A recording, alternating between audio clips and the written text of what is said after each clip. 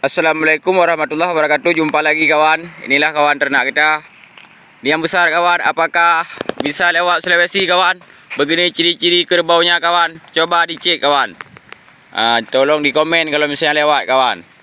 Ini karena kerbau besar kawan. Tanduknya udah 1, 2, 3. 3 jengkal kawan tanduknya ini. Mantap tanduknya kawan. Ini besar. Pusanya ada kawan ini. Ini kawan, pusanya. Di belakang juga ada kawan.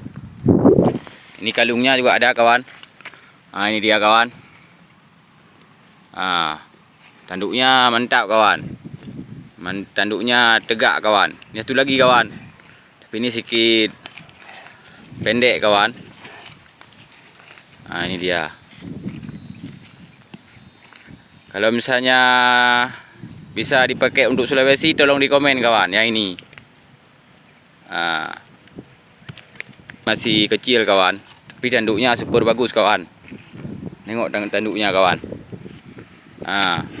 Kalungnya juga besar kawan. Ini dia. Pusanya juga ada kawan. Ini dia. Badannya ukurannya agak sedikit pendek dia kawan. Ini yang bulik kawan.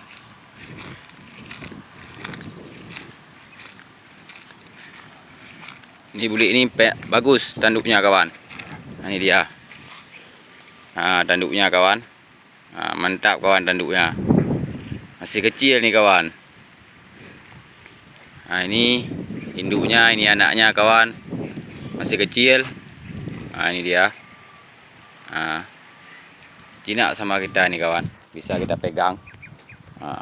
Parah kawan. Ini bulik sedang. Ini dia kawan. Ini dia.